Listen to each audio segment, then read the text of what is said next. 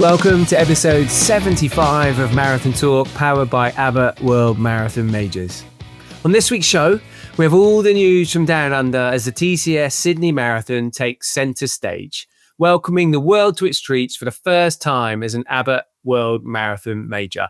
We'll be joined by both participants and officials who were there at the Opera House to give us the full lowdown from the finish line. Also joining us from Sydney is Michelle Weltman. She's with us to talk all things wheelchair racing after an exciting weekend of racing that's made at least one of the disciplines very interesting. All this and more on Marathon Talk. Now, joining me today, whilst Deena is swimming with the sharks off the Great Barrier Reef, is Abbott World Marathon Major's Chief Operating Officer, fresh off the plane from Sydney. Please welcome Danny Coyle.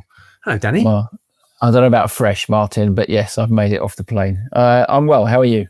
I'm all right. I mean, yeah, I think I'm pretty good. I was watching Sydney from the comfort of home, whereas you were there in real life. Should we have a little chat about the race? Absolutely, yeah. I mean, the whole race week really was spectacular. I was in town from Wednesday morning. I landed, and we had a team of about 8 or 9 from Abbott World Marathon Major staff over there, obviously looking after the expo. A few meetings, a Gold Club breakfast meetup that we went to, which was great fun as well. But the whole week, I'll tell you what, really, when it really hit home that Sydney had made it as a major, was I think I went for a run on Thursday morning or Friday morning. Within about 10 minutes, I'd seen someone wearing a Berlin jacket, someone wearing a London vest, someone in a Chicago t-shirt. I saw all of the other 6 majors. Somebody was wearing a piece of merch from one of those races within the first mile and a half of my run. And it just made you think, the world has arrived in Sydney. You know, runners from all over the place have come here chasing that 7th star. And it really felt like a major week.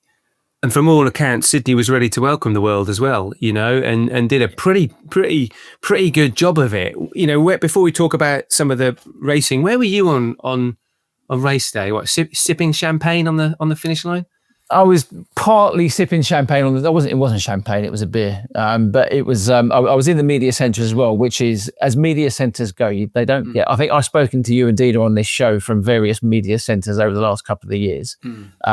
But the Sydney Opera House as a venue for the media centre probably takes the biscuit. That does, doesn't it? Yeah, I mean, we arrived at about 6 o'clock, so it was still a bit dark, but as the sun came up and the blinds came up in the media centre, it was overlooking the water. So it's not a bad venue to do a day's work. But because typically, of course, we have those media centres and they're, you know, like in a tent somewhere near the finish line with the blow heaters. If it's cold, you know, blow heaters are going and the coffee's in the corner and all the press are there trying to cover the race. Of course, that's, you know, your role on the day to cover the race and to tell the stories and recount the excitement. So yeah, to be able to go, I'm just off to the Opera House to do the job. Not a bad start, not a bad place to be. Yeah, it was all right. But I did manage to get out and it was a beautiful day. I mean, people would have seen, you know, highlights and photographs. The sun was out and it was stunning. And there aren't many finish lines. There might not be any finish lines that can beat that. You know, Hugh Brayshaw in London is going to disagree, and the Buckingham Palace as the backdrop, and you've got the Brandenburg Gate in 3 weeks' time in Berlin. But as the runners come round that corner and it unfolds in front of them with the Opera House and the Harbour Bridge just off to the left-hand side, that's tough to beat. Yeah, it looked, and this is kind of one of the things you want, isn't it, from a major? It looked iconic. The sun was out. You know, there's one of the world's biggest landmarks, 2 of the world's biggest landmarks, just in front of you. The sea's as blue as it can get. You know, I saw some fantastic imagery. Is that your, you know, from being there, is that your key takeaway? You know, you're in a spicy role at World Marathon Majors, so you know, like, it matters. Was that your big takeaway? It is, and I think, you know, I was lucky enough to be there last year and kind of you got a taste of it, but it felt like it had been elevated again this year in terms of just the atmosphere, because you've got both those landmarks, but what the Opera House has got in front of it as well is almost this natural amphitheatre of steps. and it's all accessible to the public on race day. So you've got them lining you on the left-hand side, you've got the VIP and some supporters on the right-hand side, and in front of you, it's almost like a small stand at a football stadium that's just full of people, and you're staring straight at them as you come around the corner on the home straight. So it was phenomenal, and I will say they made the most of it, because before the race, lots of the races will have like an official welcome function on the Friday night, and Sydney did the same. Yeah. And they really pulled the stops out. Those of us who were there kind of in official roles, we were taken down to the Opera House on a bus, and you stepped out and they blue carpeted that home straight for us to walk down. And as you turn the corner for the Friday night function, the whole place was full of people. The steps were full, the left-hand side was full. And please tell me you had like a massive barbecue. They didn't have a barbecue. Do you know what? It was cold. It was cold on Friday night. It was really windy. But what they did do, they had a stage set up underneath the finish gantry that was all lit up. It was all LED screens. It was all lit up, and they introduced some of the top athletes. And then they got to the two big stars of the show, Eliud Kipchoge and Sifan Hassan. Yeah, we'll talk about them in a racing capacity in a minute. But they were introduced, and they walked the length of this blue carpet as well. So it was like sort of talking to somebody on race day, and they said that welcome, that almost kind of, in boxing they call this the grand arrivals. The two pugilists arrive in fight week, and it was like that. But somebody said it reminded them of a Formula One week where the stars of the show are making a bit more of the events that surround participation in the race, kind of stretching out engagement with the race. And it worked. They did a great job, because I don't know how many other major cities you could say this about, but the paper of record in Sydney is the Sydney Morning Herald. Yeah. Sifan Hassan and Kipchoge were front and back page news on Friday. And that tells you about the impact the race had on that city in terms of where they've lifted it to. And of course, we've had Wayne Larden, the event director, race director, on the show before. Yeah. And one of the things I remember specifically talking about with Wayne was, how are you going to get the city behind the race? And that's not an easy thing to do, and of course we saw in candidacy that in some areas of the course, maybe there was a sparseness of engagement from the local community. And that was something that was important to the organisers to do a better job of. Absolutely. Do you think that came to fruition over race weekend? I think it did. I mean, the feedback from people crossing the line was that the crowds were phenomenal. I mean, it's early, right? It's an early start. It's 6:15 for the wheelchairs, it's 6:30 for the elites, and then the masses follows straight afterwards. So it's an early morning if you want to get out and watch. So it's understandable, I think, that the first half, it is a little bit quiet in those early miles for those first sort of early runners. But then what we were hearing, and certainly what you could see, there was a point where I was tip-tapping away on the keyboard and during the elite races, and I looked up, and I think it was somewhere near Centennial Park when the athletes go into the park. The camera shot was looking back down at the lead pack of the men's race, and on either side it was packed, and it had, from the TV, it had the kind of feel of a Tour de France stage when the crowd started closing in on the athletes. So they really did show up. And I think Sydney and Wayne and his team have done a really big job of engaging the local run crews, the local communities along the route. I know there's some student housing and the big student area along one part of the route, and we all know students have an early morning start. They don't really like getting up early on a Sunday, but it looks like everyone did turn out, and it was the feedback was that the crowds were phenomenal from the runners that I spoke to. The elite race was won by Ethiopian Hailemaryam Kiros in a time of 2:06.06, which is kind of neat, with Eliud Kipchoge back in ninth in 2:08.31, some kind of 2.5 minutes behind. A little bit more about that, about why that might have been the case in a moment. The women's race was really exciting. Sifan Hassan, I think, edging the favourite spot, I would have thought going into the race, but delivered on that, winning in 2:18.22. Let's talk about Kipchoge for a little bit, because one of the things that Deena and I have spoken about in the past is he's not getting any younger, and we all know that. Yeah. But at the same time, there are certain courses that he's been historically less effective typically those are courses where he's not able to be as metronomic in his running, in his cadence, in his control of the race. And it seemed that maybe that was the case in Sydney. Any feedback from the GOAT on any of that stuff? I mean, he's very magnanimous afterwards, and he always is. And he's got this kind of, he's warrior, poet, philosopher, Zen master kind of approach to his running these days. And so I would say, even before the race, we had the press conferences on, I think it was Thursday. And he was in that kind of mode where he was just talking about what a gift it is still to be able to run, and what he was here for was to help the country of Australia become a running nation. And Wayne, race director, had talked about it before in terms of having to convert so many people from what they thought was a tough race, whether it was a half marathon or the big race in Sydney is the Cities of Surf, which is 14K. So they've been trying to educate people and drag people along on this marathon journey. And I think that was part of Kipchoge's job. I think, form going into the race, if you look at what he did in 2024, if you look at what he did in London in 2025, you suspected that he wasn't going to win, but he would be in the conversation for most of the race. Yeah, you're right. Yeah. You think back to Boston in, I think it was 23, where he had a struggle in the hills.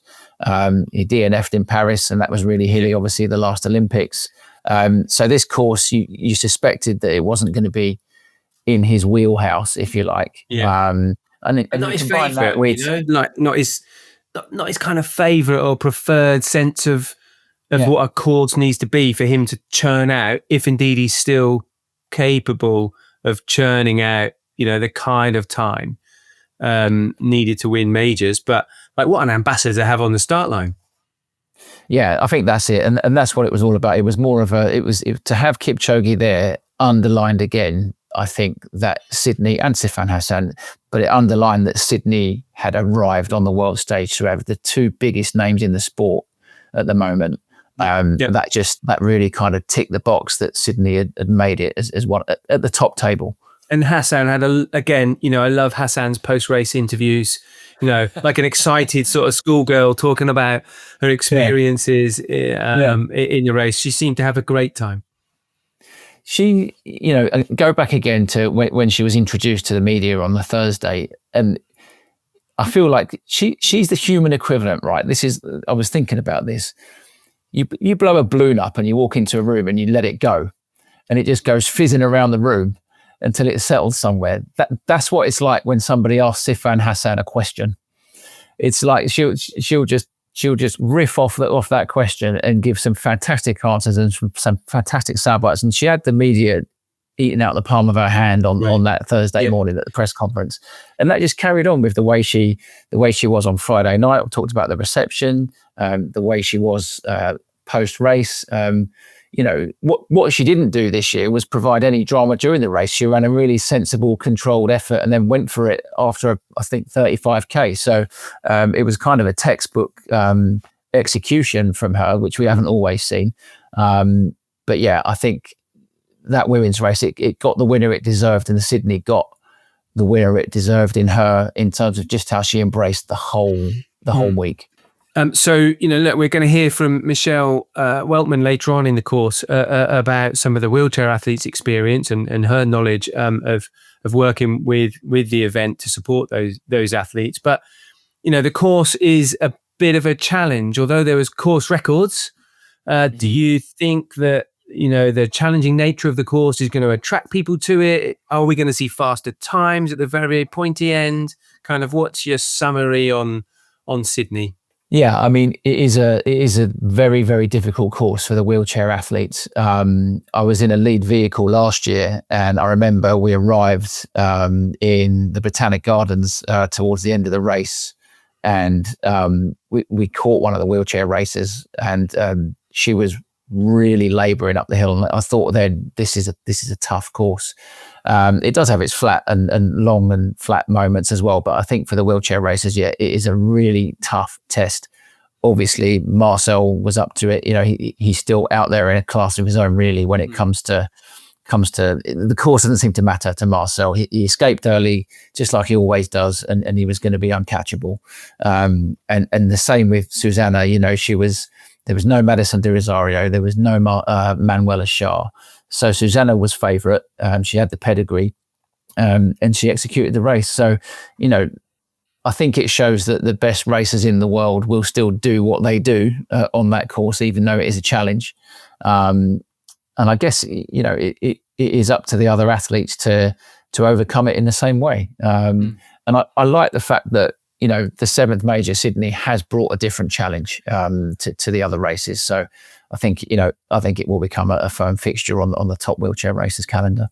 We've heard from the elites. We've heard from officials later on in the show, talking to Michelle. We're also going to hear from some of the mass participation runners. In the last episode, we spoke with friend of the show, Simon Bolton, as he prepared to collect his 7th star, and he's back now to tell us how he got on. Joining us now, all the way from Port Douglas, actually, in Queensland, is Simon Bolton. We met with Simon before he ran the TCS Sydney Marathon, and he's back now to tell us a little bit about the experience. Morning, evening, afternoon, Simon. Good afternoon, Martin. Yes, Port Douglas, so 3-hour flight from Sydney. It's been quite the week. You look pretty fresh. What's your marathon kind of takeaway? How was it? Yeah, feeling pretty good, to be honest. I mean, I'd done a lot of work on the training. So I went in prepared. A spoiler alert, I missed my A goal, which was a PB. So I was aiming for kind of 3:16. That was always going to be a big ask, particularly on the route. And having run it, I know that I was never going to get 3:16. But I was really chuffed with a 3:25, including toilet break. Perhaps too much information, but there's a few seconds lost. A short, manageable toilet break, or a longer, more extended sit down? Short, manageable, but enough to push me over 3:25 anyway. But I hit my big goal, which was Boston qualifying time. Whether I'll get in or not is a different question. Oh, great. So I'm 5 minutes cut under my Boston qualifying time. So with a bit of luck, I might be out there in the spring. But yeah, great race. I mean, some of the scenery around the course, brilliant. I mean, running over Sydney Harbour Bridge is fantastic. The only downside is if you look to your left, you can see the finish line, which kind of 4 kilometres in is a bit. Ooh. Maybe still got some way to still got a way to go. Yeah. You mentioned the course, and we've spoken a little bit to other people during the week around the challenges of the course. And although the general perception is that there's some undulations, but at the same time, for a major, it brings something perhaps that the other majors don't have. Now, this is your 7th. Congratulations. Thank you. Would you share that view? Yeah. So I'd say it's the hardest of the 7 majors because of actually both the ascent and the descent. So Boston I found quite tough, and that's largely because there's quite a lot of descent. But in Sydney, it's hard because some of the downhill, particularly at the beginning, is quite significant. And you're never really running on the flat. It always feels like it's a bit undulating. So there's nowhere that it's easy to cruise. So there's quite a lot of out and backs as well. So getting into a rhythm, which I find really important for me, getting into that rhythm of getting that marathon pace just kind of nailed and feeling comfortable there, which is easy in somewhere like Berlin because it's pancake flat. Much more difficult in Sydney. So you're constantly having to, am I going too fast? Am I going to overcook it? Should I be giving it a bit more pace? So that does give it a different dynamic. But different marathon challenges, I guess. Yeah, definitely a different set of challenges to somewhere like Berlin, which is all about consistency. What about, we've heard a lot about the Opera House, and we've seen some brilliant finish line imagery. We've heard a lot about the route. What about some of the spaces or places on the route that did you find anywhere where you went, that's a nice surprise? Was there anything that you weren't expecting on the route? So I have to say running over the Harbour Bridge was definitely the highlight, because that felt pretty special. Was there anything that surprised me? I don't think so. I mean, like all big marathons, it's not all kind of big kind of landmarks and stuff. You go through quite a lot of suburbia, which you do in this marathon as well. So was there anything surprising? I don't think so. It was once you were in the city, it's an impressive city to run around. And I think one of the things that did impress me, actually, there's obviously a really strong running culture in Sydney, because I got there a week before the marathon, and I stayed for a couple of days after, and was out kind of running around the place, and loads of people out on the, particularly around the harbours, running and stuff.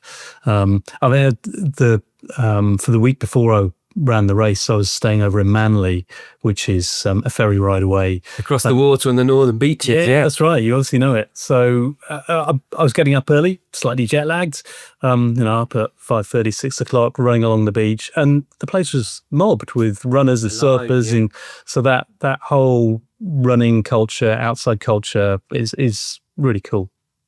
And you felt like Sydney really embraced the welcoming of the seventh major. It was something that the city went, yep, come and see what we've got. Yeah, definitely. You couldn't miss it. There were posters up everywhere and all sorts. So yeah, I think the city did a fantastic job of kind of laying on a brilliant event. Brilliant. Listen, thanks for catching up.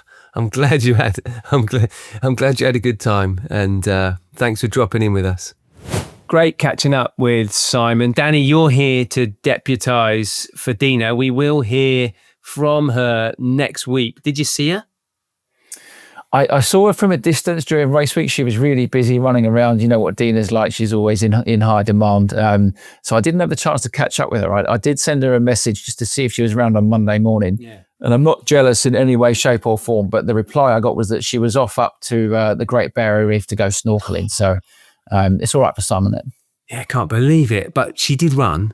We will find out a little bit more when I speak to her next time. She did run 3 hours and 40 minutes. Pretty solid, considering all that sandbagging that she was doing about lack of training. And I never believed it. Yeah, I'm just going to run around and enjoy the experience. She still goes out there and fires out 3 hours, 40 minutes. Pretty impressive stuff. She also sent some brilliant photographs of her at the finish. So yeah, I can't wait to find out a little bit more about her story. But Danny, it's been great to have you on the show. You must be pretty jet lagged. So yeah, go and get some sleep. We'll let you go. Up next on the show, I'm joined from Sydney by Michelle Weltman MBE to talk to us about all things wheelchair racing. Now, I'm joined on Marathon Talk now by Michelle Weltman MBE. She's the head of disability at London Marathon Events, a pioneering coach and advocate in parasport.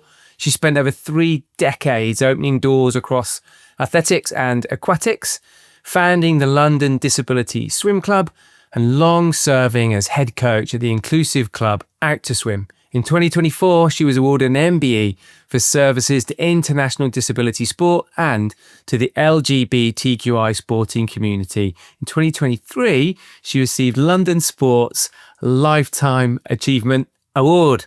Welcome to Marathon Talk, Michelle. Thank you for having me on Marathon Talk. I listen to the podcast all the time, so I feel quite privileged to be here.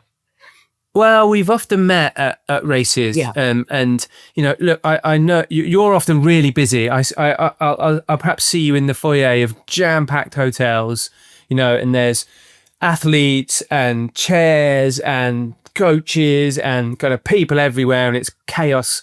And we sort of wave at each other a little bit across the foyer. So it's really good to have you on the show. I'm excited to hear, particularly as you're in Sydney. I'm in the UK, and the TCS Sydney Marathon has just happened. How was it for you? It was pretty amazing. I was here helping them out with their elite wheelchair field, and to see the journey that they've come on in such a short time to become a majors is incredible. And I remember sitting in 23 with some of the athletes after they'd come for the first kind of year that they were being assessed, and then giving me a list of maybe 4 pages long of everything that was wrong. And, came in last year to help out with them, advise them, support them, tell them things that they needed to change. to then seeing it this year as joining the majors and seeing the caliber of athletes that wanted to come and race here, I think was pretty impressive. And I think that Wayne and his team at Pont 3 have done an incredible job, in putting this together. And it's a very challenging course, but we can talk about that a bit later, I'm sure. But yeah, it was pretty impressive, and it was a really good day. Weather couldn't have been better. Yeah. So Sydney moved from candidacy to 7th Abbott World Marathon Major this year, and throughout that candidacy process, and now through to race day becoming a reality at the weekend, what were some of those things that the course addressed really well, and like why are they important, particularly for our chair athletes and their styles of racing? Give us some examples. So some of the examples was when I first looked at the course from 23, they raced on the pier, which is all wood and uneven. And for the race chairs, that's puncture city, because if it's uneven and a wheel catches a bit of wood that's uneven, or a nail that's sticking out or something like that, for them, that's just not, it's really difficult. Other things were U-turns that were very narrow. The wheelchair needs space to come around a corner or do a U-turn. You can't just like runners, we can kind of like move around a narrow area. They need to kind of like, almost like a bike, need to have space to kind of like go out and come around. So, it was looking at the course and making sure that actually it was safe and that the surface was good enough for the race chairs, so that actually if there was a puncture, the puncture was a natural puncture that happens when you road racing, rather than it was a puncture caused because the course wasn't sufficiently looked at. Those are some of the examples. Yeah, so we often see, don't we, a blue line on marathon majors courses, and I'm assuming that's the same line for runners and chair athletes. Is there allowances for chair athletes in tackling that, like taking that kind of line? So I think there's or is it always shortest distance? Yeah, I think the blue line is the shortest distance, and sometimes the blue line is not the best for the wheelchair athletes because it depends on the camber of the road. And wheelchair athletes need to be careful of the camber, because if they get stuck in that camber, they're on an angle. And so sometimes they will make that decision. They will see where the blue line is. Their heads are down when they're racing. They'll see the blue line and they'll be able to actually think about where they need to be and position themselves. When there's a pack and they following the lead vehicle, quite often the lead vehicle will take them on the route that is best suited for them. So we'll avoid the cambers. But each of the majors has a route that's really unique and different, and the racers will have their favorite course. Yeah. Because some like hills, some like flats, some like a bit of a climb, a bit of a drop. It's very different. So they try and stay on the blue line, but it's not always conducive for them as wheelchair racers. And the racing in Sydney, I was watching one of the post-race interviews with this year's male winner, Marcel Hugues, who smashed the course record with his 1:27:15.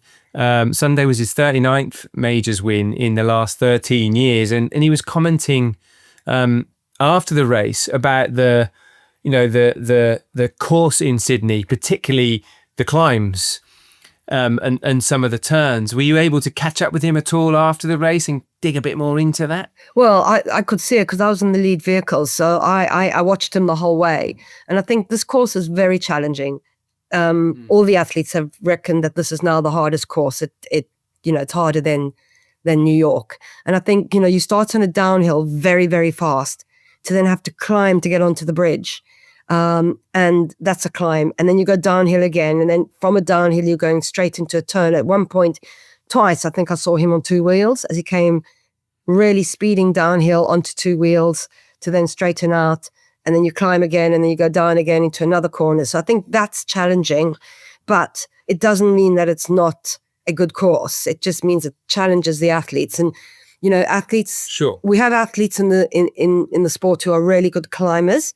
And we have athletes in the sport who are not afraid to go downhill at 60, 70K, at a time. So it's about what suits each of them. And it is a challenging course. There's no doubt about it. But I think that what Wayne's done is he's made it a safer course. And so that gives it a much more momentous. And I think once they've raced the course once, they know what to expect next time they come, and then they'll have better tactical plans for the event than they did the first time they do it. So when you're in that lead car, you know those turns, you know those cambers, and you've studied the course and you know the detail. When you're in the car on Sunday, did you have any moments where you were like, sort of gasping, like kind of hands on the dashboard, thinking, just make this, like, what were those moments? The first moment was when we came down that downhill and we were going into, I can't remember the name of the street, but it's near the 4K. And that was the first time I saw him go on two wheels. And I thought, oh my God, he's really on two wheels. I'm not really sure he's going to straighten up. But actually, he knows his chair. He knows how to race. It's not the first time he's done that, and he did. But that was the first moment I had. And I think at one other point, it was more about when we hit Centennial Park, there was a ramp into the park, and it wasn't quite flush between the curb and coming off the road. And I thought, oh, I hope no one gets their wheel stuck. But none of the wheelchair athletes mentioned that to me, but I saw it. So, that will go in my report, telling them just they need to bring it closer. But yeah, but other than that. It's fascinating that you see, Michelle, the detail, the level of detail. You notice that, the curb height, the drop, the distances, you notice all of those things. And it just demonstrates how connected you are with the athlete and the course.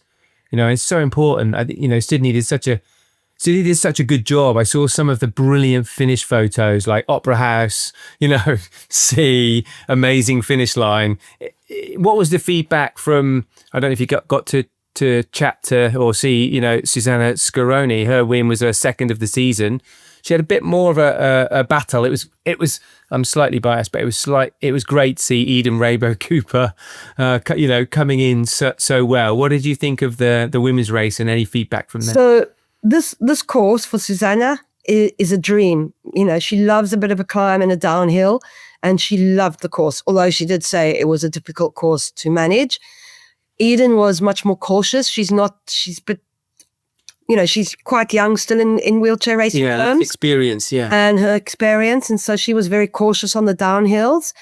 And so she played it safe because she didn't know what to expect. And I think Susanna, with that experience of racing so many more majors and doing New York a few times and Boston a few times, which have those downhills and uphills, knew kind of like how to tactically use that in the race. So I think, as racers race here more and they get to know the course more, in future years, I'm sure we'll see closer races and even faster races, which is hard to believe on that course. But, Susanna loved the course. I don't know if you saw, she put a post out afterwards about how much she loved this course, and she's so pleased that there's another challenging course like this now at the majors. When I spoke to Eden, it was like, I needed to be cautious. I didn't know what to expect. And same thing happened when Eden did Boston the first year. So I think she came sixth. She was so afraid of the downhills and the uphills. So she was very cautious. Following year, she won it. So I think once an athlete has done a course once, it changes how they view the course.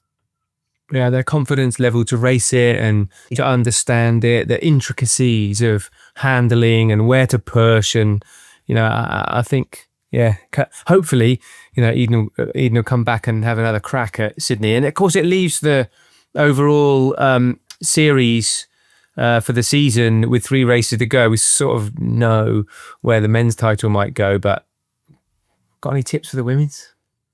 Well, in the women's series, you've had Susanna that's won 2 and Catherine that's won 2. Neither one of them are going to Boston. Sorry, not Boston, Berlin. Neither are going to Berlin.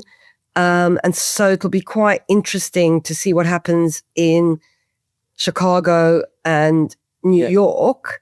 And if it lands up being that, one wins one and one wins the other, I think it will come down to the bonus points from the Flying 400 to where the placing is. But at the moment, I think it's very close. And that's quite exciting. It's quite nice to have a real battle going on rather than someone out in the lead. I think the men's is almost like Marcel's won 3, Daniel's won 1, and I think that Suzuki won 1, sorry. So Marcel's won 3, Suzuki's won 1. I think it will depend. I'm not sure if you know, Daniel crashed in Sydney. Okay. Unfortunately, a spectator ran in front of him and he swerved to miss the spectator and then landed I did not up, know that. landing, injuring himself. And he dislocated his shoulder. They did manage to put it back in, but he's gone home to have that checked out because, again, he's got world championships. He's got a number of events coming up. So I think it will depend what happens there. But I think for the men, I think Marcel just needs to win one more race. And I don't see him not winning one more race. He is doing Berlin. He is doing Chicago. He is doing New York. So it's unlikely that anyone's going to catch him now. So it will be down to who gets second and third in the series for the rest of the year for the men. I think we've started to see, an increase in some of the profile of chair racing. Just being able to share some of the stories of the participants, and see and understand the difference in the racing. You've been around the circuit for a long time. I don't mean that in a you're experienced. You understand the racing scene. If you're to look ahead to the future of elite marathon wheelchair racing, like what sort of things? Where are the future gaps? What are the things that you think actually we should be doing this, and we could be doing this? Where would you like to see the sport grow and develop? So it's really, really interesting because, I've had many a conversation with the likes of Marcel and David and Susanna and Manuela. They've been in this a long, long time. And if you look, we're trying to identify a pathway of how young people can get into sport, because wheelchair racing is not cheap. It's not like I can just buy a pair of trainers, because when you're a kid, you can buy a pair of £30, £40, $40, $50 trainers, and you can go out and you can run. For wheelchair racing, you need a race chair. Even the cheapest race chair is something like £4,000, £5,000 or dollars. And that chair has to be, when you're first starting out, it doesn't matter that it's not bespoke to you. But as you progress in the sport, you need to have a chair that fits you, that's molded to you, that you can sit in comfortably for however long you are. And I think that's a big barrier. Cost is prohibitive. So, I'd like to see us working with some of the federations and looking at how can we help the younger generation get into the sport, stay in the sport, and have access to good quality coaching, good quality chairs. I remember, you're reminding me of, I was disappointed, actually, Michelle, to see that Marcel Hug broke my man crushes Kurt Fernley's course record for a marathon in Sydney. Because I remember interviewing Kurt years ago, probably at least 10 or 12 years ago, and talking to Kurt about how he got into elite wheelchair racing, and like the struggles that he faced as an athlete and achieving the things, the amazing things that they did as a leading Australian chair athlete. Yeah, it sort of feels like there's now increased exposure and there's increased opportunity for some, but almost the route to getting to that pinnacle, because it is, the Abbott World Marathon Major series for the wheelchair athletes is, in terms of road racing, the global pinnacle of participation. And the route to get there, in terms of inclusiveness and accessibility, perhaps we still need to be working on that. I agree. I think there's still a lot of work that we all need to take responsibility in this. That's myself, the national federations, World Para-Athletics. I think we all need to take a step in this. And you're absolutely right. It is the World Marathon Majors is the pinnacle. We offer very good prize money for all the athletes, but it's those top athletes, okay? And they can get prize money. But there is such a gap between them and those coming through that it's how do we actually move that next generation to there? and when everything costs so much, how do we support them to buy a race chair, to buy their first race chair, or to buy a better race chair that will give them that confidence that they can race? I think one of the things I try to do when I'm recruiting a field is always look for a young athlete who may not quite be at that elite level, but needs that exposure. Certainly in London, I do that and invite that young person to my event, because I think by giving them that exposure, at least it's giving them that exposure, and then hopefully that will give them the hunger to try and, unfortunately go themselves to try and find that funding and find a good coach and find somewhere where they can, get that equipment that they need to participate.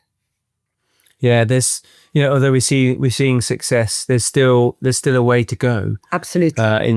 Until we're truly accessible. Yeah. Be accessible for the few isn't quite good enough, right? Absolutely. And I'd love to see a really well-established development pathway. So brilliant. Thank you for spending a little bit of time with us while you're still in Sydney, and for everything you do for marathons and athletes all over the world. Thanks a lot for joining us. It was great talking to Michelle. We'll have her on again for sure. That's it for me. Largely solo this time while Deena is snorkeling and on her travels. But on the next show, she will hopefully be joining me from Tokyo at the World Championship. So we'll have the inside scoop from there. And we'll also have a preview of the BMW Berlin Marathon, which will also be taking place that week. If this is your first time listening, don't forget to subscribe on Spotify, Apple Podcasts, or your favorite podcast platform.